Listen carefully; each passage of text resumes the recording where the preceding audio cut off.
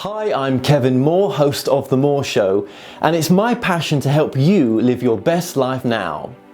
You might be looking to find answers on love, connecting with your life's purpose, reuniting with a loved one on the other side, discovering your past lives, or just helping you make sense, finding your direction now.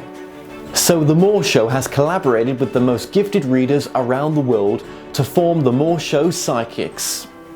Now, my readers have a large range of skills to choose from to be of service to you, and all my psychics are interviewed to show transparency, with each interview available on the website. So call now, dialing the numbers on the screen to speak to my operators 24/7, or go to tmspsychics.com to choose a reader or book online.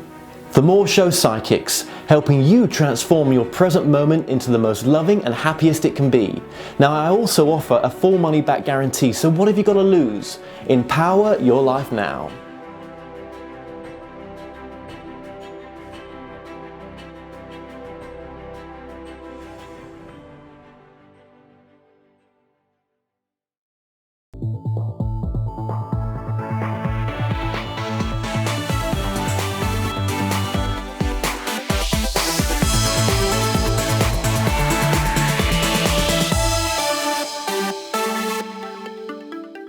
The comments and views expressed on The Moore Show are those of the people that make them and do not necessarily reflect the view of Kevin Moore, The Moore Show, or this radio station and its affiliate or sponsors. This show is for entertainment purposes only. Broadcasting from the UK and across the world online. You're now watching The Moore Show, and I'm your host, Kevin Moore. Now, for the next hour, I'll be covering subjects that will open up your mind and provide you with information you may have never heard before. Now, on today's show, I'm about to be joined with my guest, Shunya. Now, she is one of the extraordinary teachers of the living embodied wisdom of Ayurveda. Now, she transmits it through the roots of her ancient family lineage, as well as throughout her newest book. Shunya, welcome to the show. Thank you. Thank you for joining us. Now, just to get to what the point of this interview is, so that we've got it for everyone, this is going to be about, this is a way, your teaching is a way to regain and maintain health in 2017 and beyond, as a crux, isn't it? Absolutely, an all natural and spiritually infused way. Okay. Well, with any interview, first of all, okay, so we're going to talk about the Ayurveda as the best kept secret of humanity. But before we talk about anything like that, what is your background? What is your roots? Yeah, so thanks for asking, because that's a significant part of my journey. I was born in India in the 1960s in a family that goes back thousands of years. And we have been teaching the perennial wisdom of how to be healthy and happy through the twin sister sciences of Ayurveda and yoga, and also Vedanta, which talks about this universal self or unity consciousness, that all beings are really one expression of a formless, boundless, divine consciousness. And so to be born in that family, Kevin, was interesting. It was, as we Hindus like to call it, karma, that I would be born in this family. I was a regular kid growing up in, a regular school, along with traditional training in Sanskrit and all of these classical texts that teach about this perennial wisdom and how to be healthy.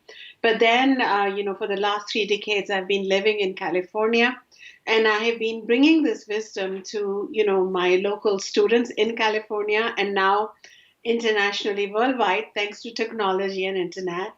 And I have found that, what I was witnessing as a child, the miracles of health and happiness and well-being happening around my teachers and my grandfather, who was a renowned healer, they're surrounding me. And people are getting well in spite of grim prognosis or a difficult, incurable, or even a genetic condition. And then I felt that it was time to write a book about it, so that this book could go beyond me and outlive me. But this wisdom needs to be out there, Kevin. And that's just who I am, a traditional teacher. But now I'm also the president of a California-wide Association of Ayurvedic Medicine. I'm an advisor to several national and international organizations on Ayurveda and yoga. And yeah, that's what I do day in and day out. Okay, okay. When you was growing up then, being from a Hindu family, which is really fascinating for myself, first of all, what part of the world did you actually come from then? What city was that? Yeah. So I'm from northern India, and I'm from a tiny city that people may not have heard about, but it's called Ayodhya. And Ayodhya is next to this river which comes down from the Himalayas, Sarayu, which then flows into the Ganges. And for those who are aware of the Hindu mythology and religion would know that there is a god figure that we worship known as Rama, and Rama was born in that town. Mm. And my family has been there for an uninterrupted period of time. Wow, wow, wow, wow. Yeah, and I mean that's a unique way for the soul to come in, to be born into such a spiritual family as well. Um, yeah, because Christianity, a lot of love for it and everything, but it's not my truth. I think as a religion, I think a Hindu would fit more into my truth in a sense that we're a soul having a human experience. And I think, maybe in a past life I was a Hindu. Who knows, right? Who knows? Maybe. I've got a draw to go there, most definitely. I think most spiritual seekers do have a draw on India. I have to say that. Yeah, it is very true because the experience of growing up in India is like of being steeped in God consciousness. And I mean, and not to go on about Hinduism, but I have to say that the roots of Hinduism is known as Sanatana Dharma or Dharma, ethical values, or what makes us human and universal. So it's not ritual, but it's really a philosophy of oneness. And it gives us the invitation to find God in the river, in the pebble, in the tree, in the bird, in the yellow colored man, in the brown colored man, in the black colored man, in the woman, and even in the person who is the two-souled person between sexes. All kinds of Yeah. people are ultimately representations of that one divine. So growing up in India and growing up Hindu, I was having a love affair with God, Right. and Right. and that helped me. That when I live in America now and I meet all kinds of people, and that also in California, that also in Berkeley, I just feel that I'm so set up to be part of all of this. Mm. And even it's medicine, the Vedic medicine or the Hindu medicine, which is Ayurveda, it never said that it's meant for one kind of people and you have to be vegetarian or you have to worship one kind of God. But they did say have a spiritual connection with the sun, the moon, the planets, nature, and find that common self between all of us that actually eases health instead of Yes. stressing us and reducing us into balls of irritation and racism and whatnot. Right. Right. Absolutely. I mean, okay, yeah, I mean, I'm all about health and well-being. Even though my diet's not fantastic, I weight train. I try to maintain some health aspect. And with your teachings, with which we're going to get into, you know, we get so caught up in all sorts of issues, don't we, in our life? There's so many problems that some of us have in a sense. Do you think, I mean, for me, I think all answers lie within. And I think, if we can just come back to making the present moment the most happiest, joy-filled and loving it can be, no matter what's going on around us, that's a really great place to get back to. And through your teachings, is that a place that you try to get people to come into? Absolutely. In fact, I invite everyone into making each day a regular humdrum day in the middle of their life, convert from a mundane to a sublime experience by introducing various mindfulness practices, not just meditation, but even drinking a tea in which some flowers or herbs have been steeped, or applying oil on the body which has been warmed, and you close your eyes and you gently caress yourself like you would a baby. So all these few things that we insert into a given day really take up or peak that wellness experience. And well-being is the source of health. We can wait for health and then hope there's well-being, but why not cultivate well-being and then reap health? So my teacher, who I lovingly call Baba, which really just means grandpa in Sanskrit, Baba used to say that each day lived well is a medicine unto itself. So every Mm. moment of mindfulness and practices that keep taking us back to something more than just the computer screen or the stress that's facing us makes a big difference to our immunity and to our consciousness overall. Well, it does. I mean, I'm all about law of attraction and having the life that you want and that we create out of reality. And everything you've said, I agree with, that we're oneness and everything else, but we're still a human being, a soul having a human experience, right? And we don't want to get away from that. This is really important, this human experience, interacting and just living this life, right? But as you say, if you can get the basic foundation right, then all else will follow. And that does start with health. And, maybe some of us don't love ourselves enough to want to do that.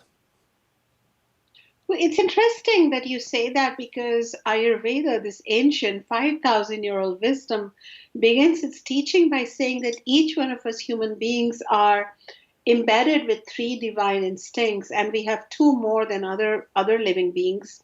All beings have in common an instinct called prana ishana, Sanskrit word, but it really means we have an instinct to live and to thrive and to be healthy.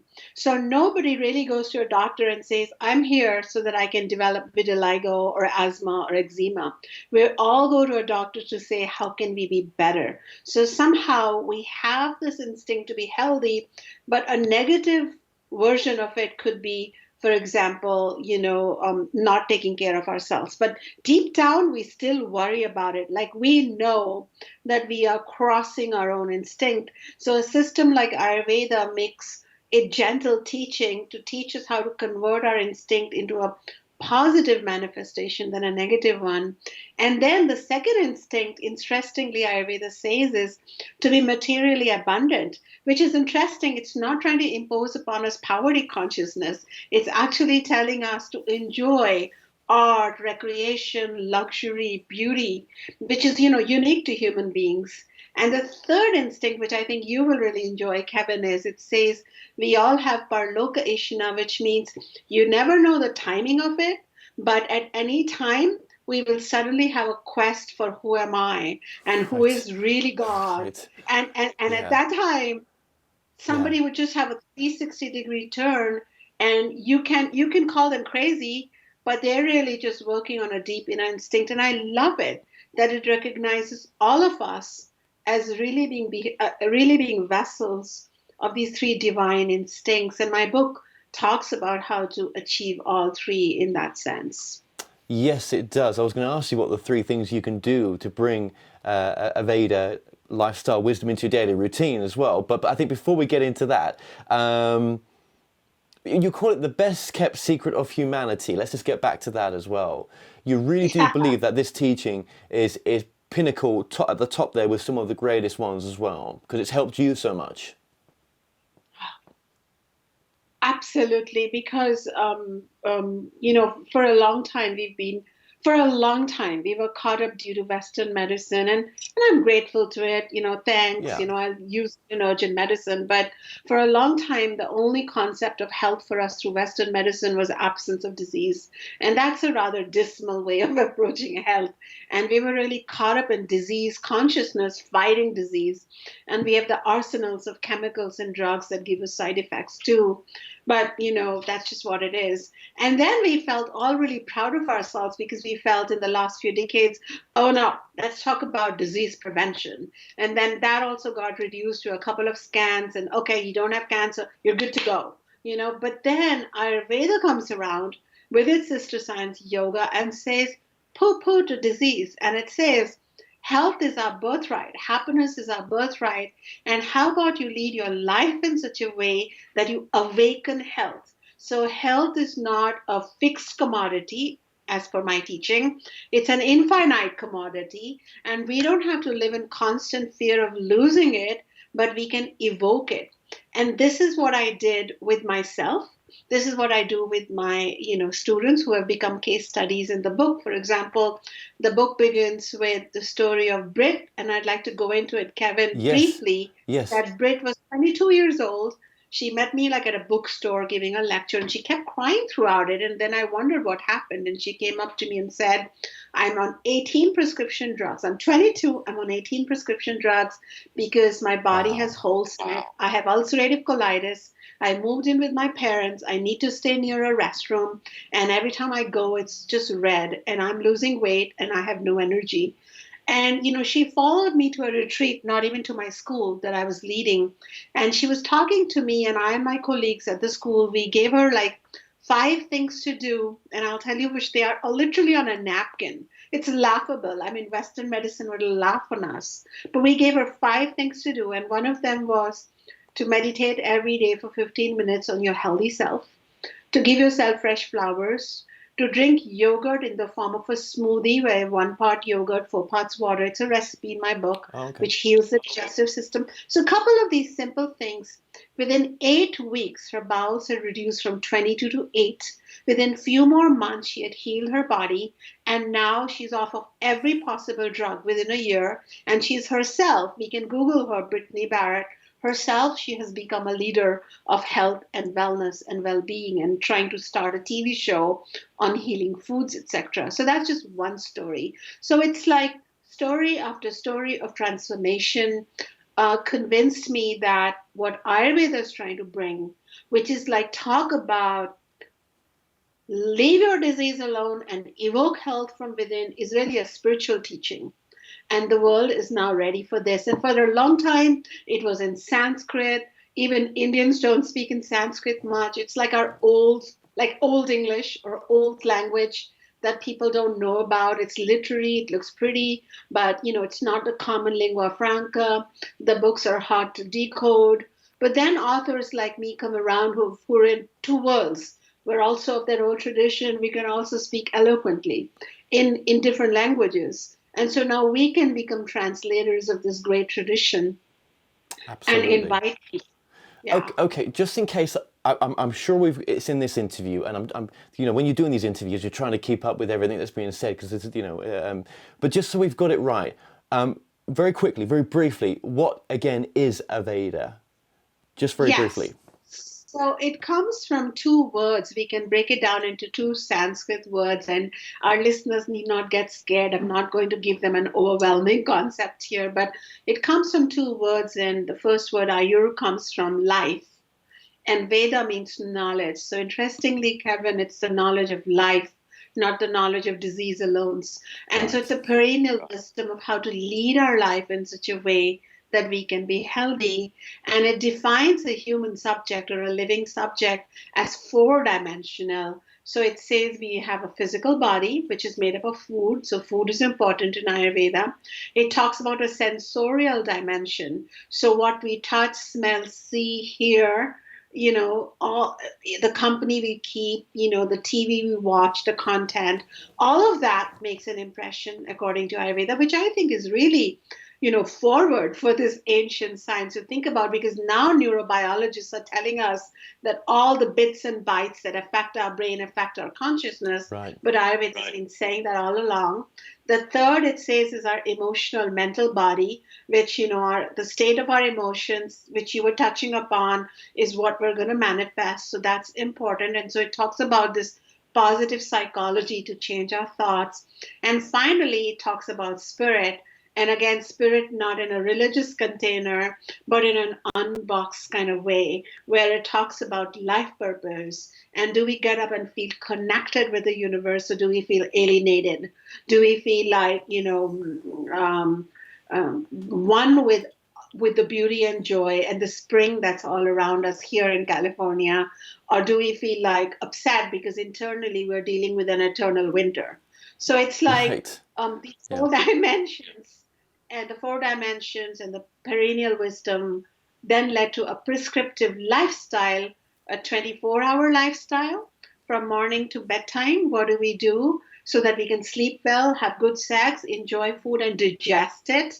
and have good energy, and then a 12-month lifestyle based on the earth orbiting around the sun. So in conclusion, I can tell our listeners that these lifestyle teachings are not based on idealism, but they are based on the chronobiological rhythms that are born due to the change in light and heat that earth and its creatures receive. And I love it. I find it so scientific, Kevin, that, I who grew up in a modern, changing India, could Yes, of vote for course.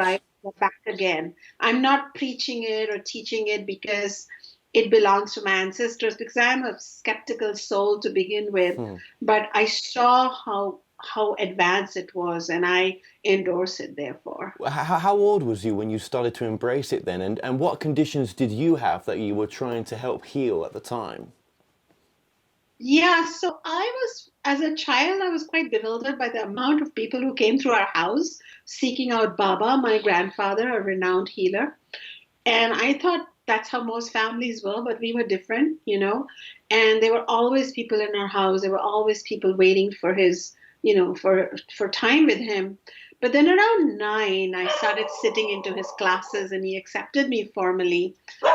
And then I have an interesting story, Kevin, of my own challenge with this, because when I became a teenager, around 14 or 15, I had a moment of thinking that we're the only family that is so strange that that follows this tradition. And India was changing. India was it was modernizing, in the 60s and 70s, rather 70s, early 80s. And I wanted to change with it. And like all kids, I wanted to push away everything to do with me and my family of origin.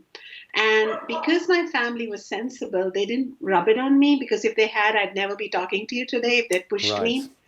They just went about their life. But then around 19, I developed so much pain in my body that my ribs pained. I couldn't breathe. I couldn't lift a cup. I couldn't walk. I had to use a stick to walk.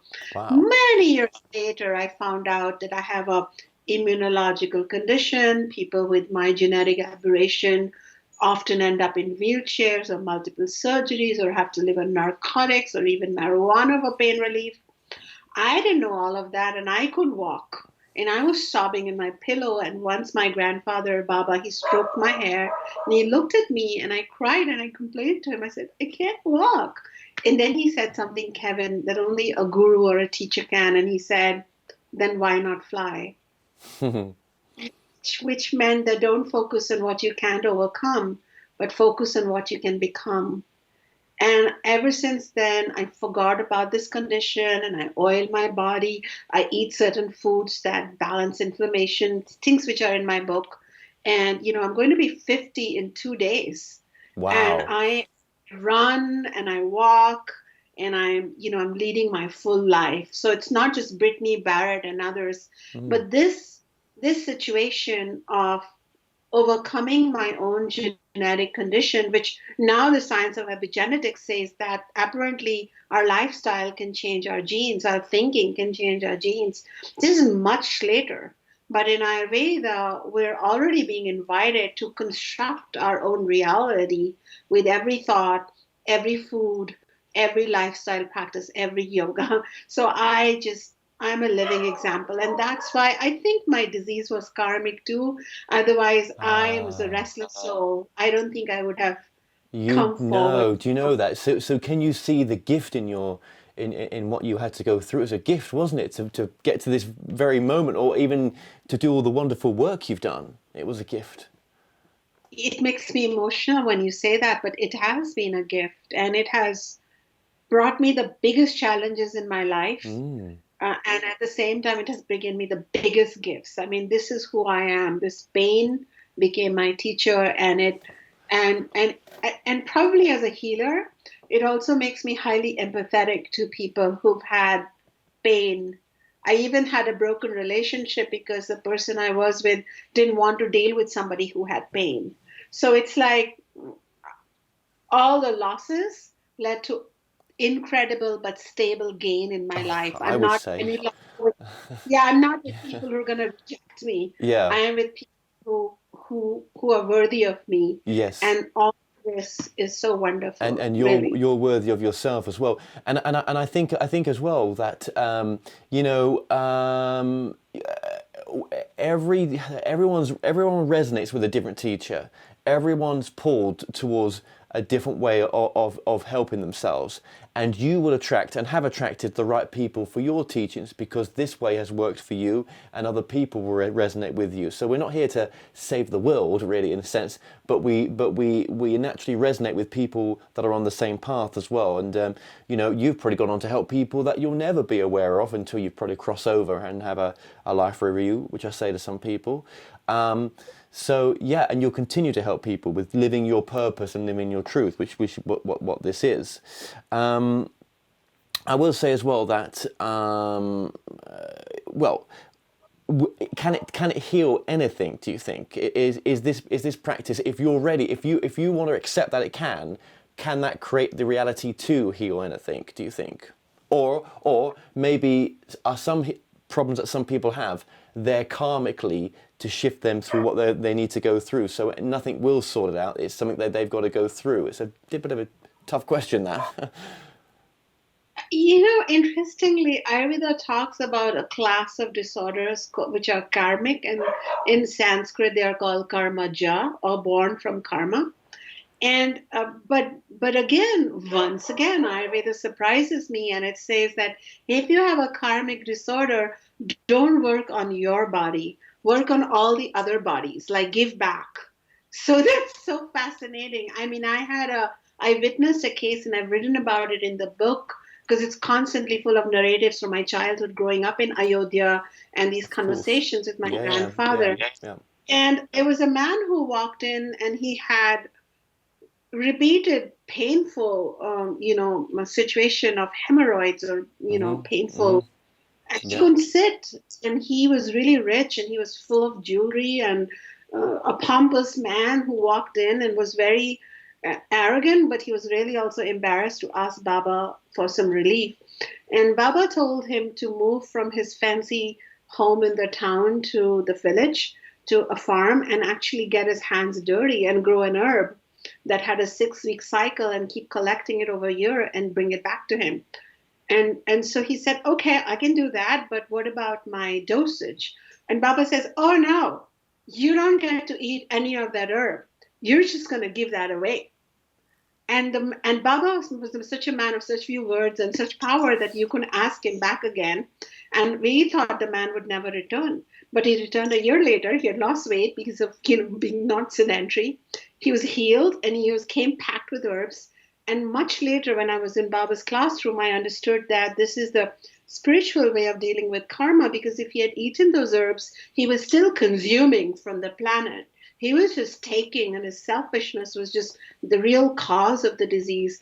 But instead, by giving away, he actually generated spiritual merit, and he attracted or manifested health. And even he got better. And even in my condition, where I have a genetic condition, which you could call karmic, I seem to be thriving in spite of it.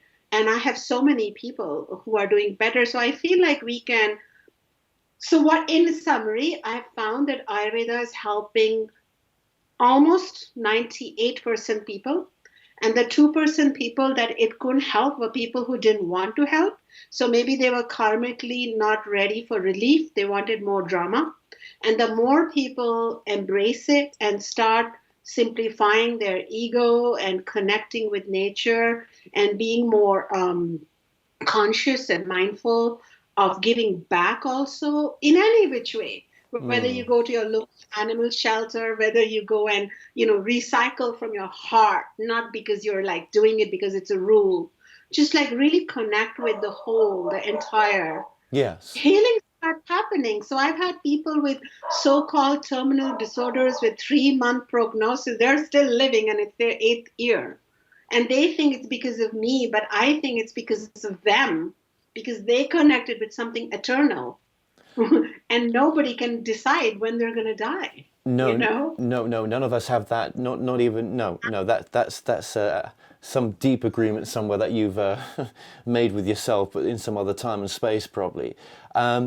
Yeah, just going back to yourself then, am I going to get the word here right? Aveda, because we got Avada and Aveda, but it's Aveda, isn't it? I don't know why I'm getting it It's wrong. Ayurvedic.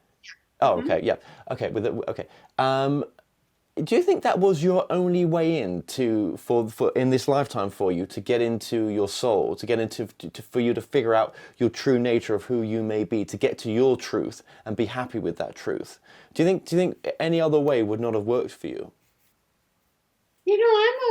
I'm a creative soul. I've done theater, I paint, I do many things. Yeah, And like I mentioned to you, that I did not just, I'm not a blind seeker, and I don't, I guess I'm a, what the world calls rebellious, but I'm a that's good. pioneer. I'm a leader. Yeah. Yeah, A leader, you have to be a little bit rebellious. Otherwise, you start leading other people's life stories. You're living them unconsciously, and you have no idea of what you came here for. Who are you? What is your song? But it's interesting that karma like really had a big arrow for me when they said, "Here, go this way," by making me take birth in this ancient, renowned family, and then giving me a grandfather who was an amazing self-realized being, mm, and then allowing me enough time to separate from it and then come back to it.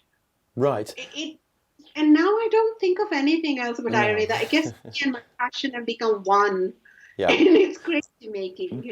But you're definitely living your purpose, though. That's the most important thing. That's what you shine to other people, though, definitely. But just going back to Baba as well, then, where the hell was he getting his information from? Was he connecting to some eternal part of himself and bringing that information through his higher self, do you think? Oh, absolutely. But then he also learned from his grandfather. So Mm, his father? So I guess we are from the kind of chain where a mm, master teaches a disciple, and they don't always have to be blood. They don't always have to be your own child or grandchild, but you choose, and sometimes, so we call it a lineage or a yeah, sampradaya. And hey, even if you want to grow heirloom seeds, you need a lineage, of of that course. plant. In the same way, for teachers or traditions like Chinese medicine or Mm, ancient medicine or Egyptian medicine, you have to go back into the lineage. So my lineage goes back several thousand years, all the way back to when the wisdom was first channeled, which is known as the Vedas. And the Vedas are said to be not from human beings. They are apaurushia in Sanskrit, which means they have been channeled. They've been received from the higher mind, from God's mind, yeah. so to say. Not a God who looks brown and wears a sari, but just God, Yeah, he, she, Yeah. it, yeah, the nameless. Yeah. Right, right. This is why I like the Hindu religion, and I just, yeah, I do. I know I've had past lives in different places across the world. It doesn't matter right now. All that matters is the moment now and trying to make that better. And that's why you're coming on to share your truth in your book. So basically, anyone that's reading your book, which has been coming on the screen throughout this interview, they will get a good understanding for what a Veda is and the teachings of it. Yeah. Yeah, because I've been teaching now for over 2 decades, almost three, and I've been teaching internationally, and I also am an advisor to a 60 country consortium on Ayurveda Wow. education. I knew what the Western world needs, and also I didn't want to create a dumbed down or diluted version because I've seen the thirst and the hunger in my international students. So I created a really great book, and I found a wonderful mainstream and amazing forward-looking publisher in Sounds True. And I we created a book that has references to the Sanskrit text in case a scholar wanted to find, leap back into the mother tradition. And at the same time, I made everything, all the teachings really easy to follow, with proper appendixes, and it's detailed. It's not like a 100-page booklet. It's a thorough Bible, and you can have it for the rest of your life. And for those who experience Ayurveda, I just want to say, Kevin, that the version of Ayurveda that became really popular was around your mind body constitution, and you have to take a quiz. And sometimes that can get a bit tedious because if you don't figure it out, you get confused. But the part that I'm teaching or shedding light on is a universal teaching for all beings of all ages, whether you're healthy or sick or even dying. Apply some part of it, cherry picking, and every part that you pick and embrace into your life just becomes a blessing because it is from the original God mind. It's just the way the human beings feel better. So those 5 things that I wrote for my student Brittany Barrett are just, there'll be hundreds of things, and you can pick your 5 and run with it, and it's going to make a big difference. Do you get, I mean, I'm just being picky here, but do you get people come to you that's got major relationship problems sometimes, or all sorts of different issues which are not related to health on the front of it maybe, but do you get different types of clients as well that aren't always of just about health? I think all kinds of health are related to ultimately relationships. We're relational beings. How an Ayurveda talks about an inherent relationship between the microcosm and the macrocosm. So you and I are microcosm. Even our relationship in the moment becomes our macrocosm. And how we talk to each other can be a place of stress for us afterwards or of peace and resolution. And thankfully, ours would be like, yay, we have a good day because we're so connected. But so relationship is so important that Ayurveda has taught how to have designer relationships, including with our parents, including with other beings who demand our time, including with ecology and environment, and of course with our spouses and other people. Because otherwise, if we have unprocessed stuff around it, it's going to become, a course of disease and immunity and inflammation and immunity loss. So I feel that Ayurveda was ahead of its time when it was connecting all these dimensions of our, relational, social, environmental, ecological, physical, psychological, spiritual dimensions into this one test tube called life. And that is why they wanted to focus on everything one day at a time. Right. They don't want us to do a PhD, but they want to give us these simple suggestions that can, because in a given day, we have to navigate so many things, other animals, ecology, parents, people who need our time. And how do we go through it? So I spend a bulk of my time not problem solving, but evoking a higher vibration in relation, because you can go that problem solving, disease correcting way, or you can teach a greater ideal in relationship, a universal ideal, and then see if people can uplift their own consciousness and thereby influence the consciousness of people around them.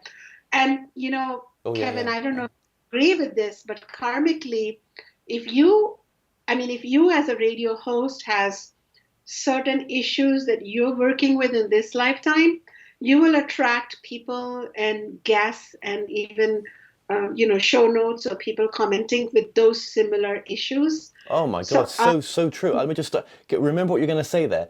I've now recognized that the 31,000 subscribers that subscribe to me so far are all because they're on the same level as me. And other subscribers that go with other channels are resonating on a different level for different reasons. Absolutely. And so I feel that I, along with Ayurveda, was born to understand relationships. And I didn't get them right when I was a kid. The only relationship I got right was with this really ancient man with a white beard. And that's not a very prototype of a relationship to have in the rest of your life. I couldn't recreate my teacher, who was affectionate and too wise for enough for all of us. So I had to kind of grope my way through relationships. And then I used this knowledge to have amazing relationships now. And I find that every student I'm attracting every subscriber that I have, in so to say, my life, has come to do a similar kind of work, which is on the continuum of relationships, personal health challenges, and God quest. These are my 3 areas where I feel I'm flowering now and I'm attracting people to help. Yes. Isn't it incredible that we're all mirroring each other in a sense, and that people are drawn into our lives to mirror, and also we help them in all sorts of ways, don't we? But when our paths cross, it is pretty amazing. If you were to summarize the word Ayurveda into one word as well, just for the audience, what would that word be as well? If you could transform it to another word. I would say balance. Balance. It wants us to balance ourselves between even anger or passivity, or between, efficiency and laziness. It wants us to be mindful. The other word would be mindfulness. Yeah. And how big in India is this teaching as well, would you say, just out of curiosity? It's huge. I mean, the beauty of this, there are two medicines that didn't die out that are ancient. One is Chinese medicine, the other is Ayurveda. There are many cultures with, native medicine, but they're kind of died out, or their elders have ended, or they were not written traditions. So they were, they're just based on memory.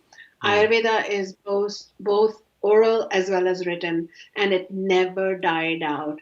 And, it right after independence in 1947, India instituted special colleges and university level education for this.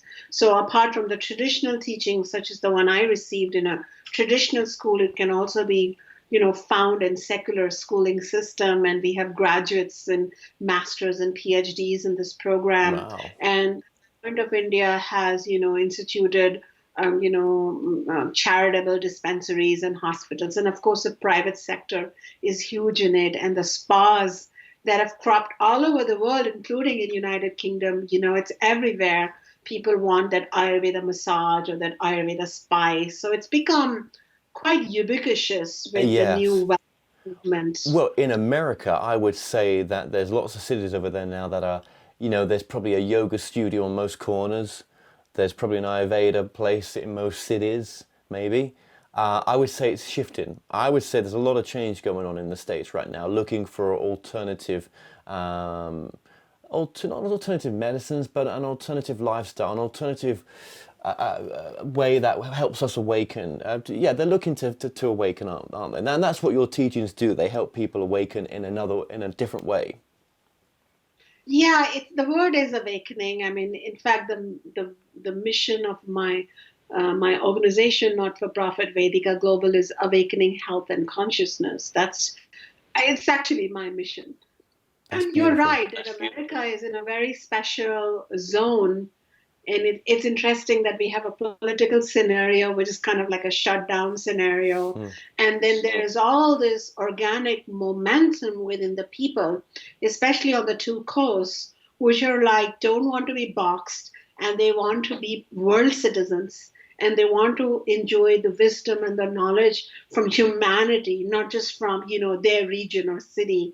And that's why various systems of medicine, Tibetan, Indian, Chinese, Japanese, they're all welcome and thriving. So I'm very fortunate, again, to be here in California, where, I never had to, I don't have to do much. It's just growing on its own.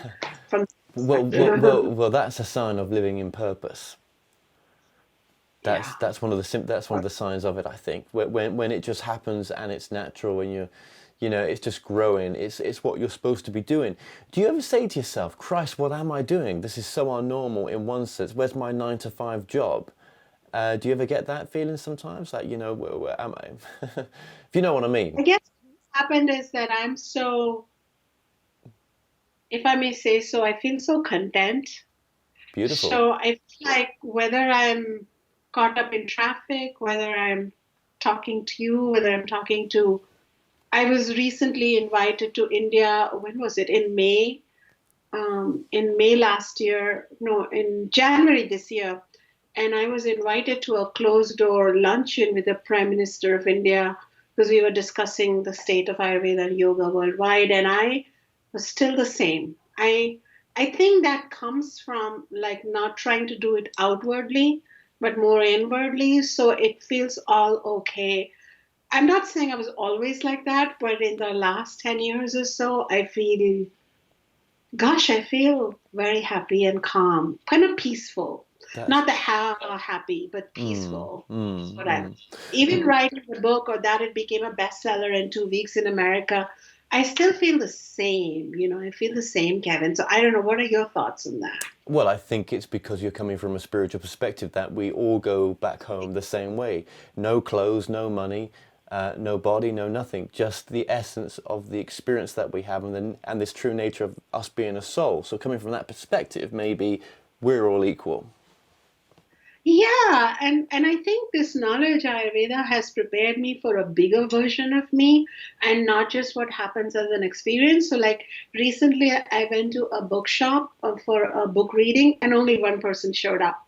And then 3 days later, I was the keynote speaker of a huge festival and I received standing ovation from thousands. So my life changes like that. And my student who drove me to different places noticed that my well-being was the same. So my health is the same. So my BP doesn't go up. So I think there is some benefit in connecting to a deeper portal of wisdom that kind of seasons us as beings and not just reactive all the time. That's really important what you just said there, where you have one and then a few days later or whenever it was, you've got thousands, right?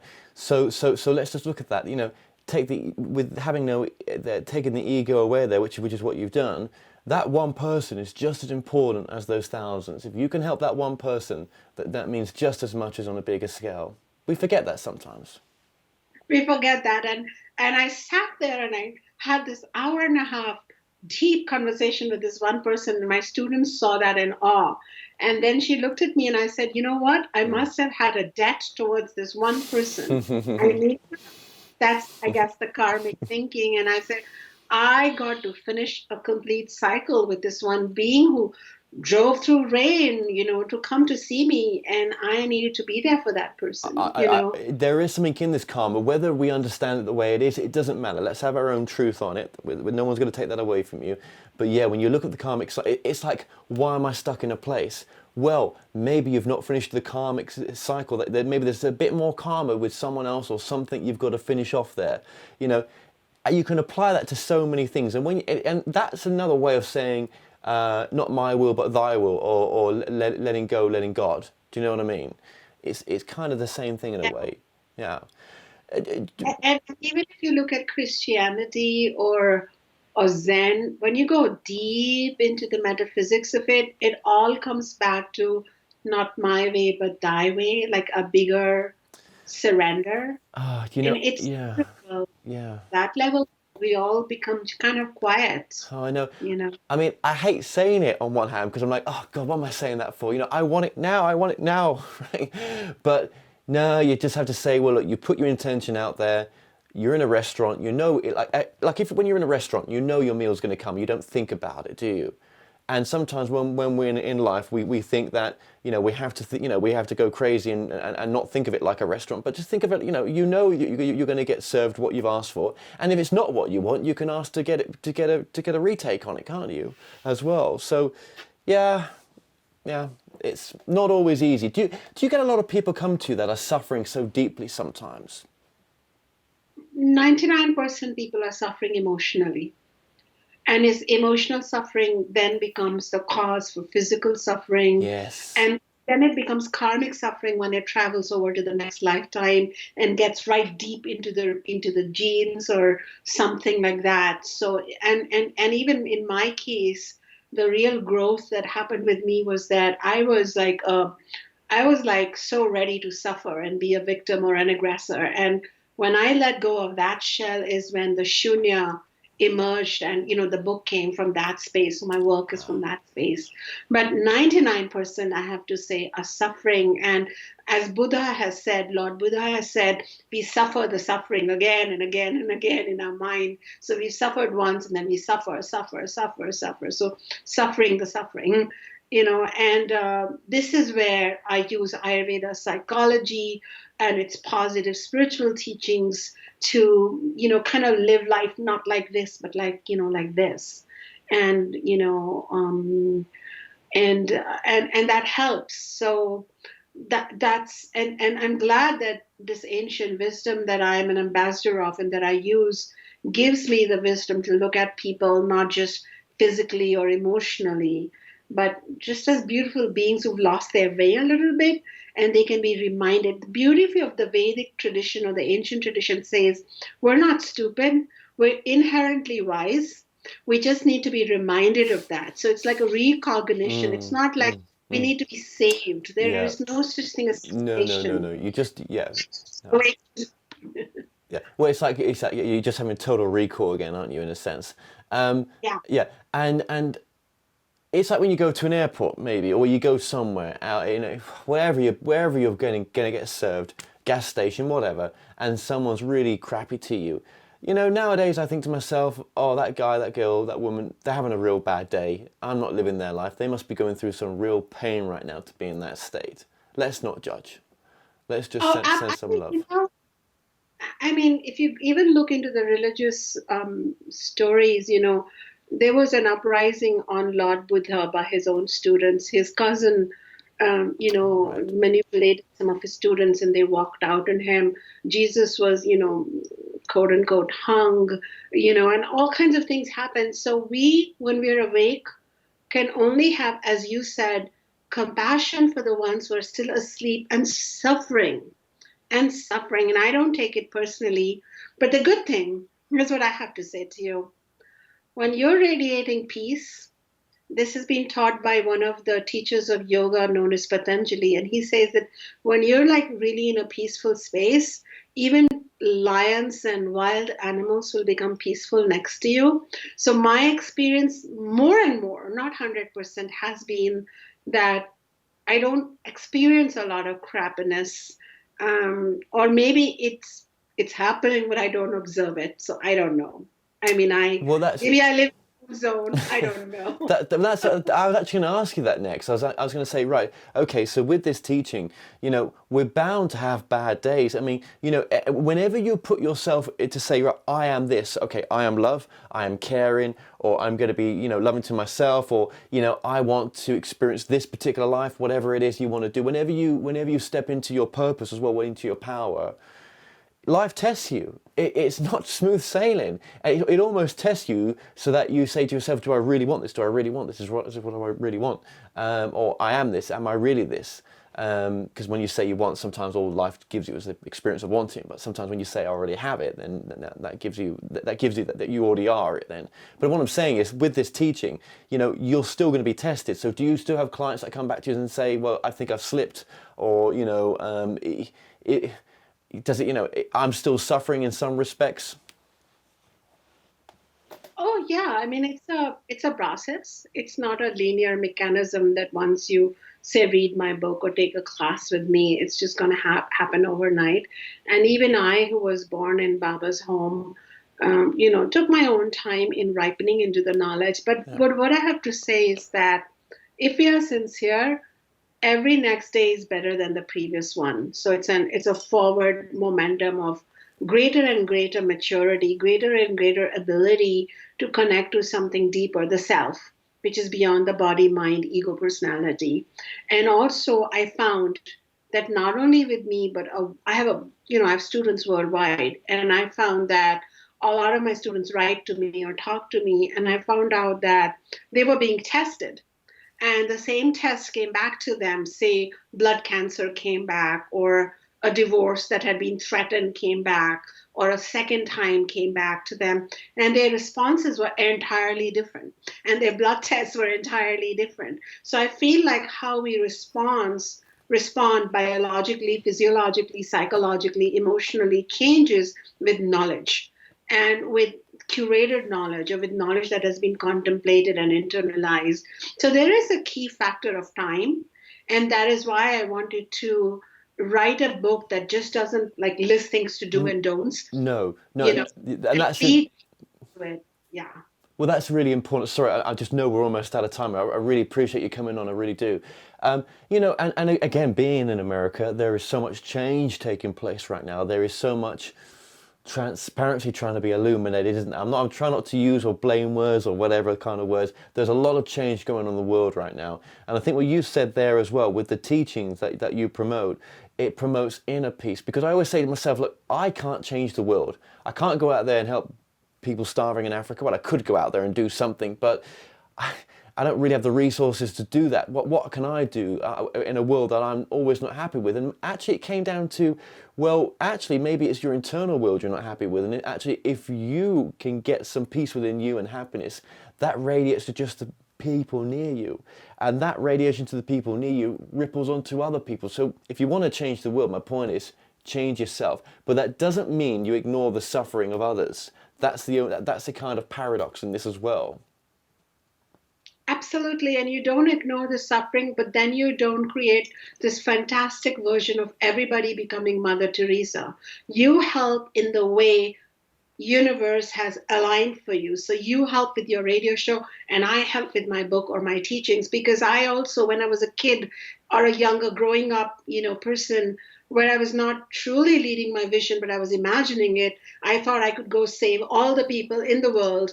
But if the universe wanted me to be in Africa, that's where they'd put me. But they put me in California. So I'm going to help the people here. And I just started becoming, so it's less of, it's so I pray that let me be an instrument and put me in the right place where I need to be. And that has reduced some of my angst. And I find impoverished people, even who drive up in Mercedes to my institute, they're poor. Oh yeah. They're suffering. Oh yeah. Oh yeah. That's a beautiful way you've just put that. Thank you very much. And again, those people even suffering in India, because there's two extremes in India. Let's face it, you're either rich or you're poor, right? And that goes for other Asian countries, like even Malaysia. When I went over there, it was the same thing, right? But there's the karma as well. What has that soul chosen to come into experience as well? There's always that aspect that I think of. Yeah, when the ego starts driving our spiritual car, then it wants to wear clothes a certain way. Like, my ego wanted to tell me, this is how you should dress because you're a spiritual woman teacher from India. And then I said, oh, go away. Right. And then and these are the causes you should be uplifting because you're the spiritual woman teacher from India and you know Sanskrit. Oh, go away. Right. And so it just became simple, like the rose blooms, because it trusts that this is the garden I should be blooming in. It's not saying I want to be in the queen's garden to bloom in. So it's like I'm blooming where I am and you're blooming where you are. Our aromas meet over this show and it ignites the aroma in all our listeners. And that's what is true health, really. Yes. Well, actually, this leads in then to, which is actually quite nice. I always say to people, live your best, be your best. But what does living your best life, what does that look like and what does that mean to you? Authenticity. Really, really, really appreciating the authentic work that has gone into my creation, my beingness, and that really listening to my inner authentic voice and being patient to listen for it if I don't get it right away. So sometimes I get lost in finding that voice, but I wait and then I get guided from within. So my best voice is to lead my most authentic life and to lead it from a place of great trust and surrender to God. Well, that's interesting that, because I've been saying to people, if you want to know what a spiritual teacher is, my understanding now is just be transparent. If you want to be if you're going to be transparent, be yourself, because I try to be transparent on this show. I've said a lot of things I sometimes regret, but I'm like, oh, well, it's done now, whatever, right? But maybe not regret. It's just trying to be transparent. That's why I've done it for. And I wouldn't say I'm completely transparent, but I'm trying. And I say to myself nowadays, that is a spiritual teacher. It's not the old man or person, sitting on whatever, with a beard and, chanting whatever it may. It's actually just being your authentic self, and that's the way to help people. Well, in the ancient days, the student lived with a guru's family. And the guru was supposed to be completely like a father or mother, transparent. You can't posture. If your student is living with you, you can posture. If you meet them occasionally and you sit on a stage and chant, then you can posture. And you see them on a documentary or something. But if you live with them, so the way my students live with me or see me every day, you have to be yourself. And I have students who've known me for more than a decade or decades. And I am always myself, and I will never give up my birthright to be human. So I am writing a book, my next book, and hope to return on your show. Please. And it's the title is Enlightened Vulnerability. That I want to be vulnerable because that's just the sweetness of the human experience. But it's not a dark vulnerability, it's enlightened. It has lights on vulnerability. And that's how I live, and that's how I role model. And I'm a mom, I'm a wife, I have dogs, I have regular life, and yet I am their guru or their teacher, and people follow me. Yeah. That's the new model. I think this is the new guru. We're setting new standards. One thing I didn't get to ask you as well, so thank you for just what you just had to say there, but one thing I didn't get to ask you was about the yoga and the implementation of yoga into this practice. Now, I'll be honest with you, I don't actually really know what yoga is. I mean, some people are like, oh my God, he's been doing this show for this long, he doesn't know what yoga is. I know it's a breathing technique and it's a posture technique, but I don't know much more than that. Yeah. I think it's fine not to know too much about it because we're going to be led into what we need to know, really. So we're not here to do PhD on every science that's out there. That's my belief too. So, but yoga is a sister science of Ayurveda. And once again, in the world of today, there is too much of it. And people go into these studios and they do like 70 yoga poses in 1 hour, and and they're doing lots and lots of breathing, and they're doing it almost like a script. So once again, in my book, I have talked about maybe doing 1 or 2 postures, but being meditative and contemplative on it. And I have made some recommendations, and I have made them the way that, even a child could do it or a really old person could do it, because the way I learned it was that it was just one more method to be contemplative and to be quiet. And sometimes it could just be lying down with our arms and legs stretched out and just focusing on our breathing, known as the corpse pose, just being really quiet. It could just be that. Or it could be that, we do a full stretch like a dog, or take up our, spine like a cobra. So the ancient seers, they looked at these animals and they created these postures, but they didn't say that you have to do 70 of these in a day. So if anything, I have tried to bring sanity and intuitiveness into these practices rather than just like an out-of-box guru. I don't want things to be like a prescription. They should be more heartfelt. So say you were to flip through my book, or you walked into a yoga studio when it was your time to learn it. Take a class, but then come back with one thing and incorporate that into your life. And that's done over a period of time has better impact on you than a drill. Yes. And I know a lot of yoga people may not like me for that, but I need to say this. No. You speak your truth. Don't worry about that. Okay. And do you coach remotely as well, or is it just you have to be in person?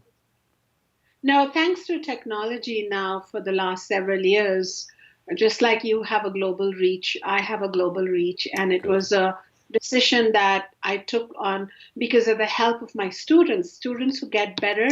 They become volunteers in my not-for-profit organization, and our organization is run by these people like me who become equally motivated. And so we have an audio video department, so we live stream our classes, and people can study Ayurveda with me, yoga, or even the spirituality of the ancient Vedas.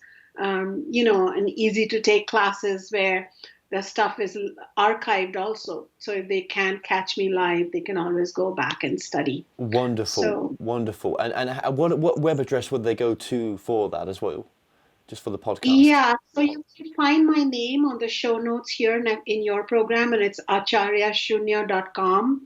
You can go there, or you can go to my school's website, which is Vedika, Vedika global.org. But either way, if people just went to my website, acharyashunya.com, they'd find everything. Excellent. Yeah. Okay, well, both those websites have been coming up on the screen along with your book as well. And I would very much like to get you back on for the next book, definitely. Because when we started this interview, just off air, I hadn't researched you. I didn't know much about you, and it always stresses me out because I'm like, oh, you just want to give the best interview. Do you know what I mean? And you just don't have the time and everything. But then when you learn, well, I'm learning with every interview just to let go, and it will be fine. Saw that. I saw that, and we both are clearly the kind who don't want to follow an outward structure. We trust our inward being, and I think that's why it was meant to be this way. We really connected from the heart. If you had done too much research, this would have been a very intellectual discussion. Yes, it would have been. No, it's a beautiful thing. I'm really so pleased I had you on, to be honest with you. Really. So, and sometimes I book people on, I'm like, I forget because there's so many coming on sometimes, and there's so many other things happening. So this has been really lovely, and I know you're going to help a lot of people with this interview, and I know you've got a lot of other interviews to do as well. So I hope our paths cross in California. I'm sure they may do, because I'm coming over to America for a long period as well. So who knows? I'll stay open for that. Yeah, and I'd love to invite you at our institute. It'd be beautiful. And drop me a line if you do. Thank Definitely. you so much. Yeah. Well, I'll just say this. Well, Shunya, just thank you so much for joining us today. Thank you. Well, we've come to an end on today's show. Don't forget that you can listen and watch all our past interviews on the More Show's official YouTube channel. Remember to subscribe to our YouTube channel for new daily shows. You may also find out more on our past and upcoming guests by going to themoreshow.com, and do like us on Facebook and Twitter for the latest updates. So until next time, be safe.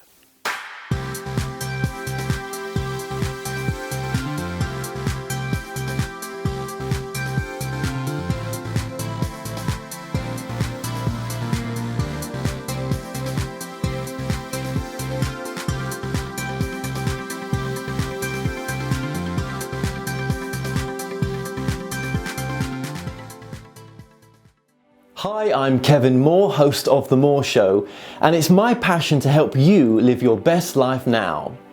You might be looking to find answers on love, connecting with your life's purpose, reuniting with a loved one on the other side, discovering your past lives, or just helping you make sense, finding your direction now. So The More Show has collaborated with the most gifted readers around the world to form The More Show Psychics. Now, my readers have a large range of skills to choose from to be of service to you, and all my psychics are interviewed to show transparency, with each interview available on the website. So call now, dialing the numbers on the screen to speak to my operators 24/7, or go to tmspsychics.com to choose a reader or book online. The More Show Psychics, helping you transform your present moment into the most loving and happiest it can be. Now, I also offer a full money back guarantee, so what have you got to lose? Empower your life now.